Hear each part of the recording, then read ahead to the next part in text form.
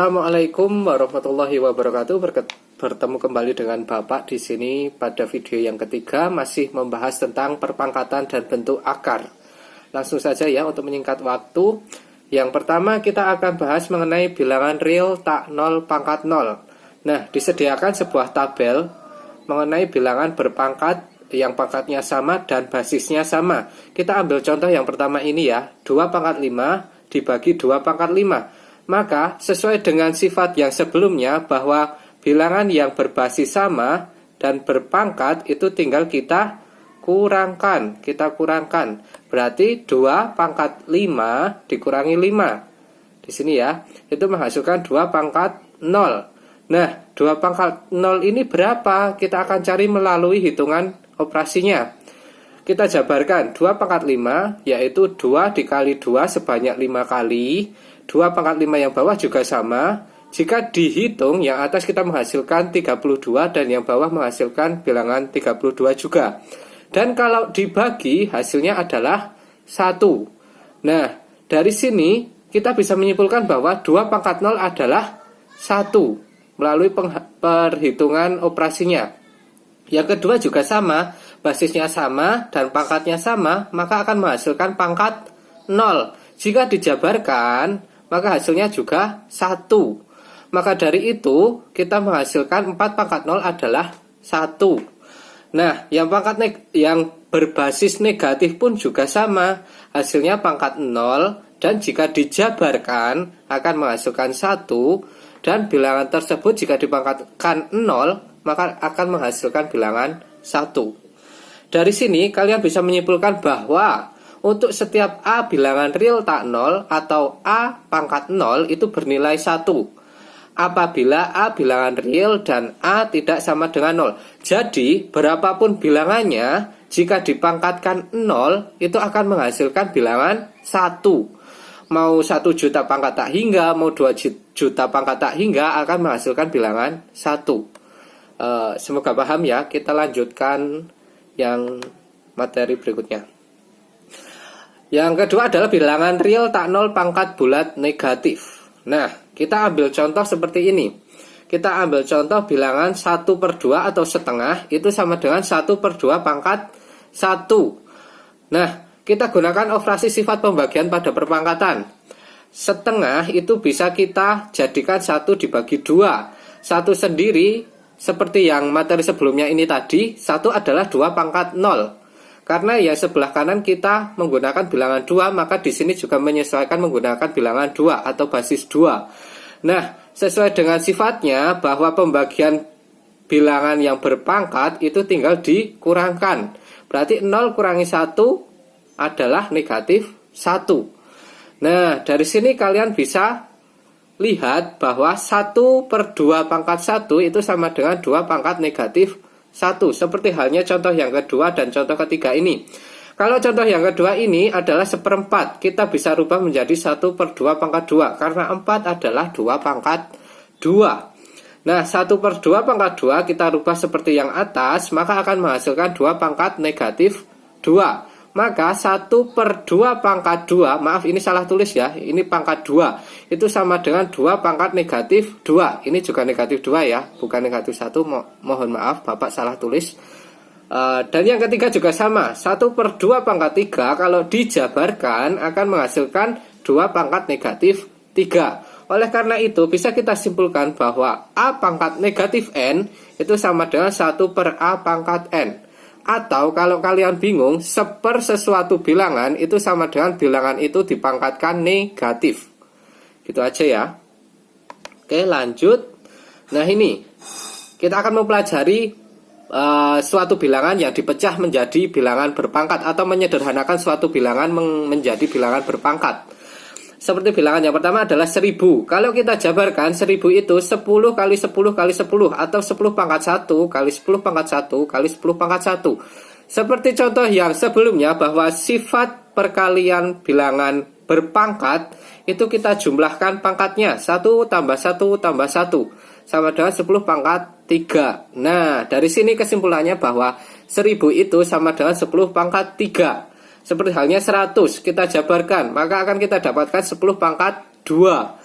Nah, kalau 1, sebelumnya tadi semua bilangan yang dipangkatkan 0 itu menghasilkan bilangan 1. Seperti halnya 10 pangkat 0. 10 pangkat 0 itu adalah 1. Oke, sampai sini. Nah, yang ini materi yang barusan Bapak jelaskan, bahwa 1/10 pangkat 1 itu sama dengan 10 pangkat negatif 1. Ya, negatif 1. Dan 1/10 pangkat 2 itu adalah 10 pangkat negatif 2. Seperti yang sebelumnya lah intinya, ya. Oke. Kita memasuki materi bentuk akar. Kira-kira sebelum masuk materi ini, kalian masih ingat tidak materi tentang rumus teorema Pitagoras? Ya, ini kita pelajari pada kelas 8 semester 1, entah semester 2 nggak tahu. Bapak lupa ya, mohon maaf. Nah, kira-kira bunyinya seperti ini. Teorema Pitagoras berbunyi panjang sisi miring pada segitiga siku-siku adalah akar dari jumlahan sisi-sisi yang lainnya. Atau bisa kita tuliskan C kuadrat sama dengan A kuadrat ditambah B kuadrat. Nah, jika diakarkan, maka akan menjadi akar C kuadrat. Yang ini kita akarkan. Akar C kuadrat sama dengan akar A kuadrat plus B kuadrat. Intinya kedua ruas kita akarkan, maka akan menghasilkan C sama dengan akar C kuadrat adalah C, akar A kuadrat ditambah B kuadrat. Nah, kira-kira apa kaitannya materi ini dengan materi bentuk akar yang akan kita pelajari ini? Kita akan lihat pada berikutnya. Nah, ini contoh permasalahan. Permasalahan yang pertama ya, mendapatkan akar kuadrat dari suatu bilangan. Aira mempunyai kain berbentuk persegi yang luasnya 14.400 cm kuadrat atau cm persegi. Berapa panjang sisi kain tersebut? Nah, untuk mencari panjang sisi kain kita harus tahu dulu luas persegi itu rumusnya apa. Luas persegi adalah S dikali S atau S kuadrat. Nah, di sini sudah tahu kan luasnya 14.400 cm persegi. Kita masukkan yang luas persegi di sini, yang S kuadrat tetap. Maka S adalah akar dari 14.400. Nah, di sini kita baca akar kuadrat ya.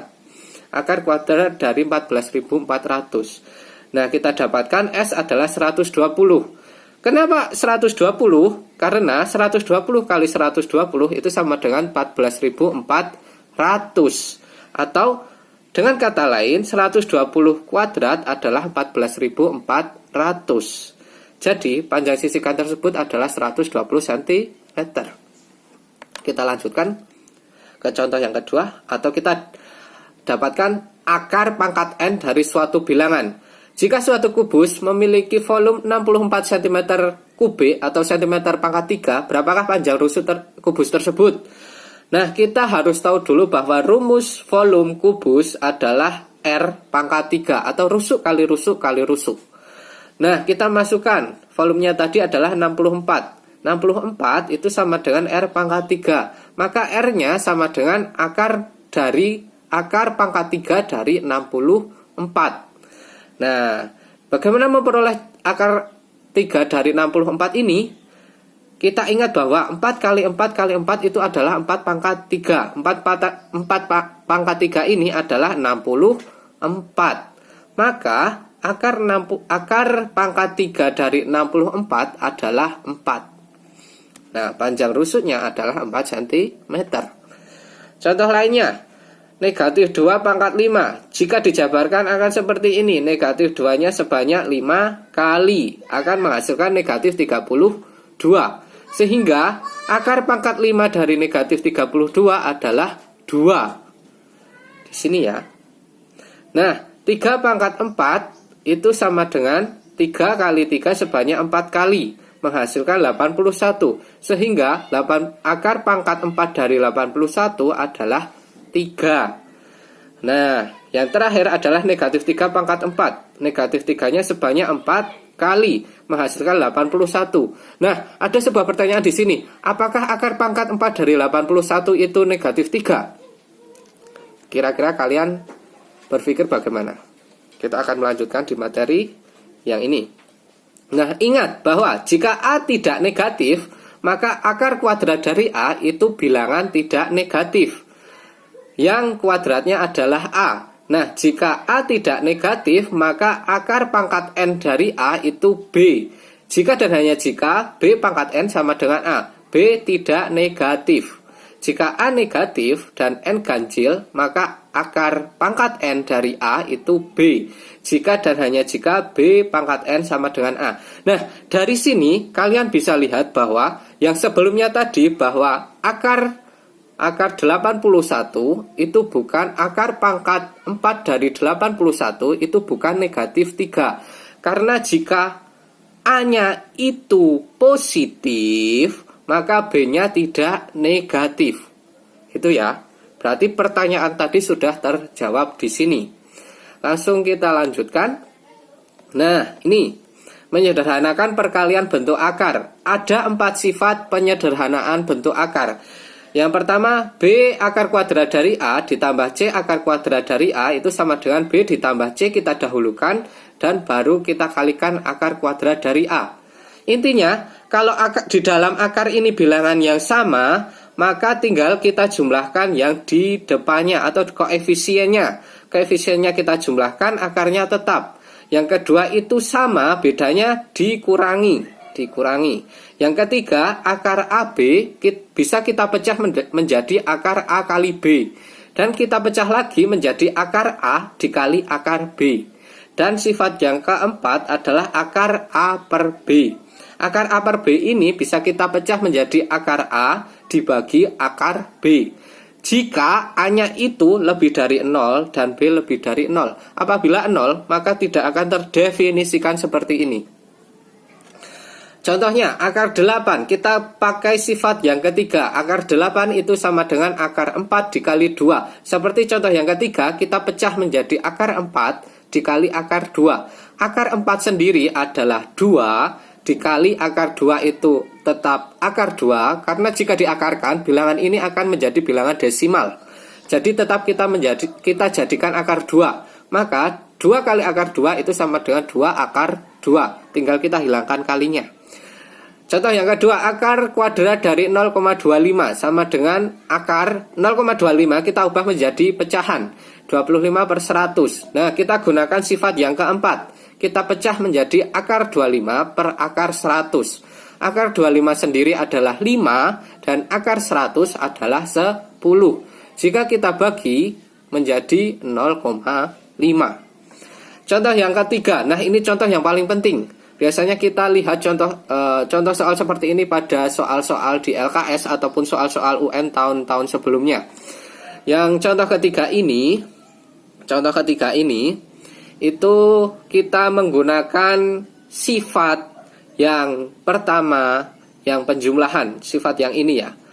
Akar 12 kita gunakan dulu sifat yang ketiga. Akar 12 kita pecah menjadi akar 4 dikali 3. Ditambah akar 27 kita pecah menjadi akar 9 dikali 3. Nah, kita pecah lagi yang ini. Masih menggunakan sifat yang ketiga. Akar 4 kali 3 kita pecah menjadi akar 4 dikali akar 3. Dan yang ini kita pecah menjadi akar 9 dikali akar 3. Masih menggunakan sifat yang sama ya.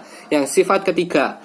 Nah, kita bisa mendapatkan akar 4 sendiri adalah 2 dikali akar 3-nya tetap. Akar 9 itu adalah 3 dikali akar 3-nya yang di belakang itu tetap. Nah, kita masih menggunakan sifat yang ketiga bahwa 2 kali akar 3 itu 2 akar 3 ditambah 3 kali akar 3 itu 3 akar 3. Nah, kita gunakan sifat yang pertama lagi bahwa bilangan yang mempunyai akar yang sama, maka kita tinggal jumlahkan koefisiennya. Jadi 2 ditambah 3 di sini kita kurung, akar 3-nya keluar menjadi akar 3. Tetap akar 3 maksud Bapak. Nah, 2 ditambah 3 5, akar 3-nya tetap akar 3. Jadi kita di sini mengubah bentuk akar yang bilangannya cukup besar, kita rubah menjadi yang belakangnya itu akar 3. Tergantung konteks soal ya di sini. Lanjut. Nah, ini. Nah, notasi ilmiah atau bentuk baku. Bentuk baku. Pernahkah kalian mengalihkan bilangan besar di kalkulator seperti 2 miliar dikalikan 3 miliar? Nah, kira-kira kalau dituliskan di kalkulator menjadi seperti ini ya. 2 nolnya 9 kali dikali 3 nolnya 9 kali. Jika dilihat hasilnya, maka akan menjadi 6,0000000 ditambah 18. Nah, bentuk tersebut bisa dinyatakan dengan 6 dikali 10 pangkat 18. Bentuk ini bisa kita sebut juga dengan notasi ilmiah atau bentuk baku.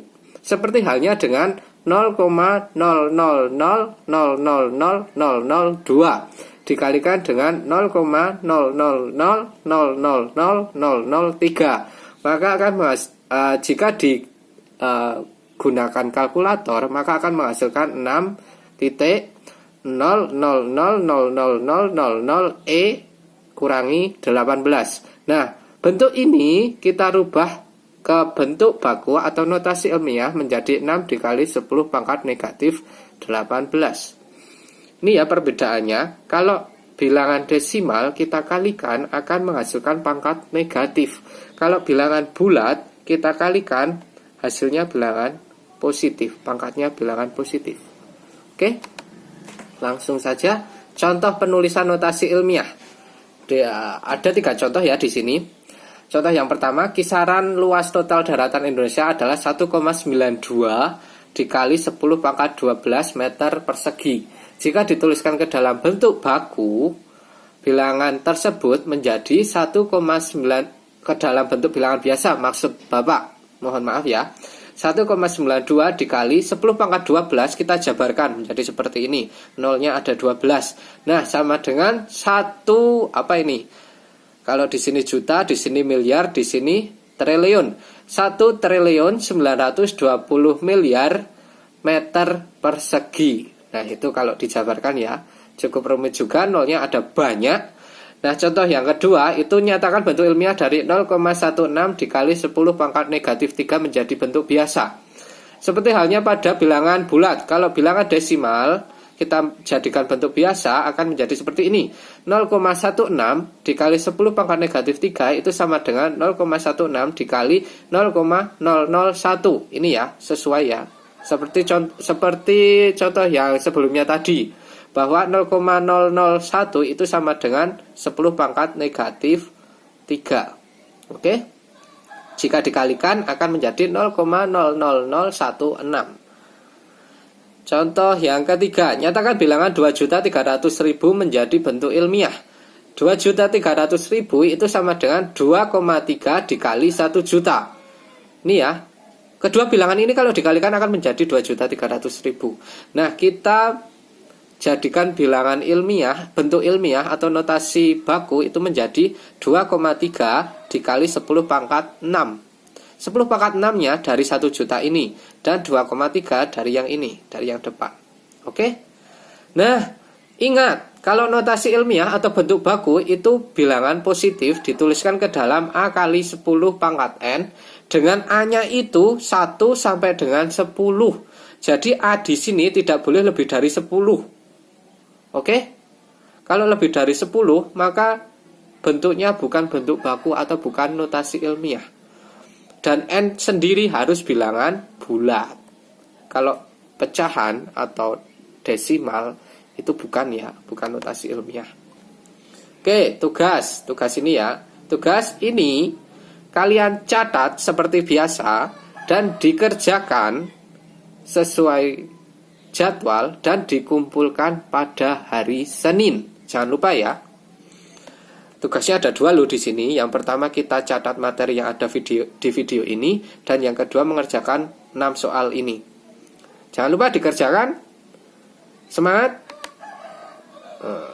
Yang terakhir, terima kasih. Oke, mungkin video Bapak yang kali ini cukup sekian. Apabila Bapak menjelaskannya terlalu cepat, mohon maaf ya. Dikarenakan di sini terbatasnya durasi. Nanti kalau terlalu lama kalian akan kehabisan kuota internet ya takutnya. Itu ya. Tetap jaga kesehatan dan selalu pakai masker bila bepergian, dan apabila perlu bawa hand sanitizer. Terima kasih dan wassalamualaikum warahmatullahi wabarakatuh.